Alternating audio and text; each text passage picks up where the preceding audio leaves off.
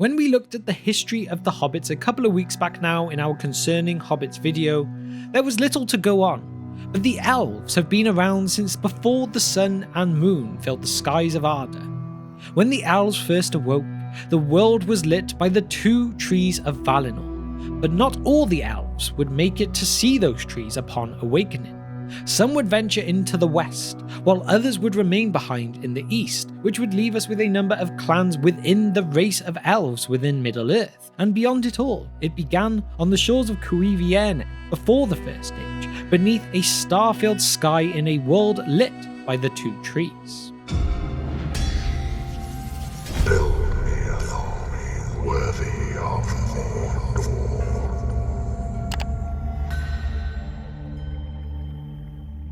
Hello and welcome to The Broken Sword. In today's video we're going to look at their awakening and then the sundering of the elves from the beginning up until the diversification of their peoples into the main groups that we get by the start of The Lord of the Rings, which will be taking us back thousands of years beyond the First Age and into the years of the trees. There's a section in The Hobbit that gives us a glimpse at the varied and ancient race of elves, and numerous offshoots of an original people who awoke at Cuiviénen from The Hobbit itself. The feasting people were wood elves, of course. These are not wicked folk. If they have a fault, it is distrust of strangers.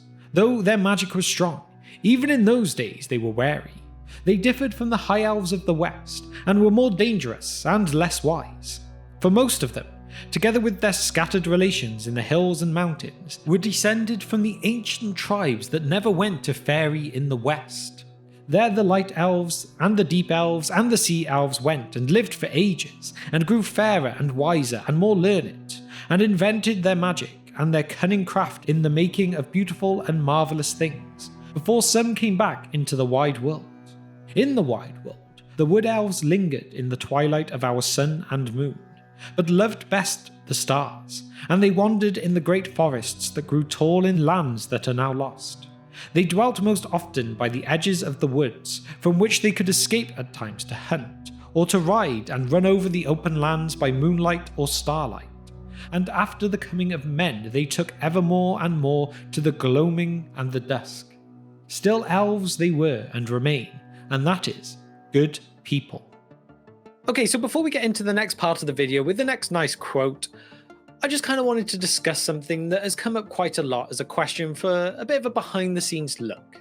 A massive thing for me when creating all of these videos is the artwork that I use to really bring them to life. I really try and help represent the feel of the video in the art that I use. So for example, if I'm doing a video on someone like Sauron or Melkor, then darker, more aggressive art is always good.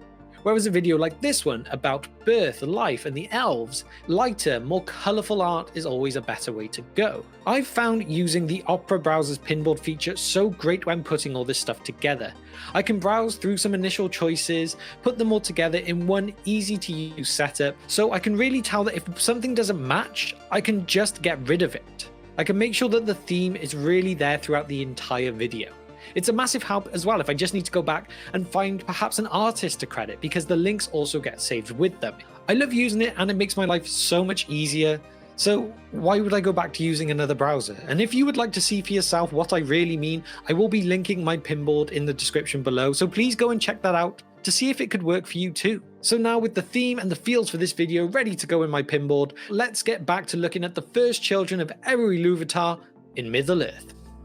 We get a similar introduction which speaks to the most fundamental division among the elves in The Lord of the Rings Appendix F of the Elves, where we read, "The elves far back in the elder days became divided into 2 main branches, the West Elves, the Eldar, and the East Elves.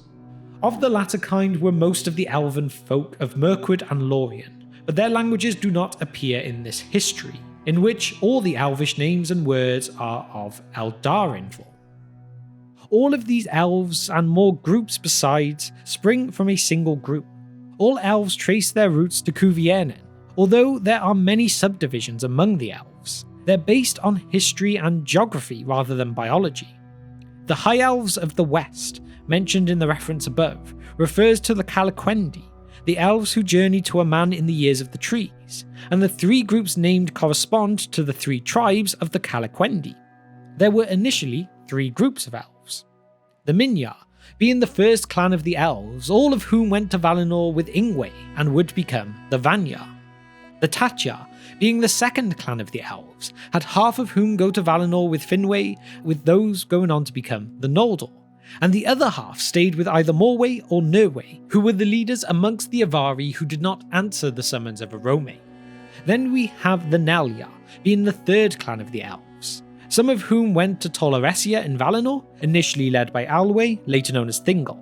Thingol himself in fact stayed behind in Middle-earth after meeting Melian the Mire and formed Doriath, and many of his group did stay with him. Olwë, Thingol's younger brother, led the rest to Tol Eressëa, and they became the Falmari, or in other terms, the Teleri. Those Nelyar that started would later be known as the Nelyarin Avari. Beyond this, the first distinction that occurs is between those that initially followed Arome to Valinor, the Aldar, and those that stayed behind at Cuiviénen, the Avari. Note though that some Avari did eventually expand westward into Beleriand after a while. Along the way, some of the Aldar stopped following Arome and became labelled as the Umanyar. They were split up between what would become the Sindar, or the Grey Elves, which included the Falathrim, the Sea Elves and descendants of those who began as the Vanyar, and the Eglath, being those who abandoned the Great March and followed Thingol. The Nandor, or Wood Elves, include the Lyquendi, or Green Elves, as well as the Sylvan Elves. The Avari and the Umanyar together are referred to as Moriquendi, also known as Elves of Darkness. Of the Aldar that followed Arome all the way to Valinor, they were split into the Vanyar, the Noldor, and the Falmari, a group of the Teleri. I hope you are able to keep up with all of this. All of the elves are descended from the same folk that awoke in Cuiviénen in the earliest days of the First Age, well before the rising of the sun. They dwelt there for many years before being discovered by Arome, one of the Ainur, who summoned them to a man. Many agreed and became Aldar, the High Elves. The others who refused were called Avari, the Unwilling. Not all the Aldar arrived in a man though. The Sindar turned back before crossing the Great Sea, and even some of those that did end up crossing, the Noldor later rebelled and returned to Middle-earth. But nevertheless, the Aldar as a group was still considered nobler than the Avari. The Avari themselves remained in Middle-earth and spread all over. At the time of the War of the Ring, the Elven countries, Lothlorien, Northern Mirkwood, Rivendell, these were ruled by Aldar, but mainly populated by the Avari. According to the legend, preserved in almost identical form among both the Elves of Aman and the Sindar, the 3 clans were in the beginning derived from the 3 elf fathers, Imin, Tatyar, and Enel, so they had at first simply the names Minyar firsts, Tatyar seconds, and Nelyar thirds. These numbered, out of the original 144 elves that first awoke, 14, 56, and 74, and these proportions were approximately maintained until the separation. Long after these sunderings, these painful separations would come quick and fast ever afterward, as not all the Quendi made it to a man or grew up in the light of the 2 great trees of Valinor. The Light Elves are the Vanyar, first tribe of the Elves, none of whom became Avari. They stayed in Aman after the making of the Great Journey.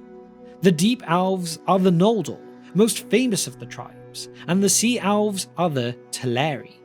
Strictly speaking, Teleri refers to a larger group which comprises the Nandor, the Sindar, and a third group called the Falmari, who eventually made it to the west to the Undying Lands of Aman. In practice though, Teleri generally refers to the Falmari.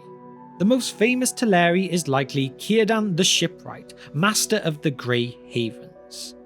But those are only the elves who went to Aman. There are many more groups who didn't, of which the Wood Elves are one tribe. The Avari, sometimes called the Dark Elves, Elves are not to be confused with the likes of Eöl the Dark Elf, who is so named for his character and not his dwelling, and I do in fact have a video on this very interesting character if you wish to learn more on him. Rather though, they are so called because they split from the first group of 3 at the Sundering of the Elves, a continuing event which took place after the 3 groups were invited to a man shortly after their awakening. The ones who were unwilling to leave Middle-earth became known as the Avari, meaning unwilling, that is, unwilling to go into the west. Then befell the first sundering of the Elves, for the kindred of Ingwe, and the most part of the kindreds of Finwë and Elwë were swayed by the words of their lords, and were willing to depart and follow Arome. And these were known ever after as the Eldar, by the name that Arome gave to the elves in the beginning, in their own tongue. But many refused the summons, preferring the starlight and the wide spaces of Middle-earth to the rumour of the trees. And these are the Avari, the unwilling, and they were sundered in that time from the Eldar, and met never again until many ages were past. This split occurred in the year of the trees 1105, which gives us the context on the high antiquity of the Elves, as these events occurred some 11,000 years before the events of the Lord of the Rings. When the Elves who chose a man were called the Eldar though, some of them stopped at the Misty Mountains in the years of the trees 1115, and they would go no further. These were named Nandor. The Teleri lived long in Middle-earth and so wished to remain, but the Vanyar and Noldor would continue on the great journey with Arome, who led them through the mountains. When Arome went forward, the Teleri were afraid of the great and shadowy heights, and so refused to continue onward. Those who remained became a people apart, the Nandor, and each of them loved the sea and dwelt long by the rivers and streams of Middle-earth, and had great knowledge of and love for all living things, trees and herbs, birds and beasts, more so than all other elves. In years later, Denethor, son of Lenwek, turned again west at last, and led a part of the remnant of that people over the mountains and into Beleriand. The final major sundering occurred in the years of the trees 1132, when one of the elven kings, Elwë, became lost and his people stayed behind to look for him. Elwë would later return and be renamed Eleuthingol, and his people came to be known as the Sindar. Sindar was the name given by the exiled Noldor to the second largest of the divisions of the Eldar. It was applied to all the elves of Telerian origin that the Noldor found in Beleriand, though it later excluded the Nandor, except those who were the direct subjects of Elwë, or had become merged with his people. The name meant the Grey or the Grey Elves. So there we have it, a look at the beginning of the history of the Elves. We've looked at their awakening and how they were divided up into the different clans that they would be known by, and I will admit it can be quite confusing at times. There are so many different names, so many different things to remember. I hope this has helped you just that little bit. But really that is all we are going to cover in today's video. But would you be interested in seeing how the elves changed after the Great Journey? Would you like to see what comes next in the history of the elven race? Let me know in the comment section below if you would. But now it is actually time for my true question of the day, which is your favourite group of elves? If you had to choose and you had to belong to just one of them, which one would you pick and why? Let me know all of your thoughts and opinions on this in the comment section below. And now it is time to shout out our patrons. You guys are the one letting us make our short film in the background of all things, and I cannot thank you all enough. Firstly, we have our Divine Power tier members of Kevin and Abra. You are both awesome. And a big thanks to our Fire Demon tier members of Nashith, Denversteel and Gregory. You are amazing people. And I cannot forget the Wizard Staff tier members of John, Andrew and Jennifer. Every single one of you is a true legend of the Brohirrim. Finally, if you've managed to reach the very end of this video with me today and you are enjoying what you've seen, then please consider hitting the like button on the video, hitting the subscribe button to the channel, as well as hitting that bell icon so that you could be notified when all future uploads go live. And so, thank you for just spending some of your time with me today, and I will see you next time on The Broken Sword.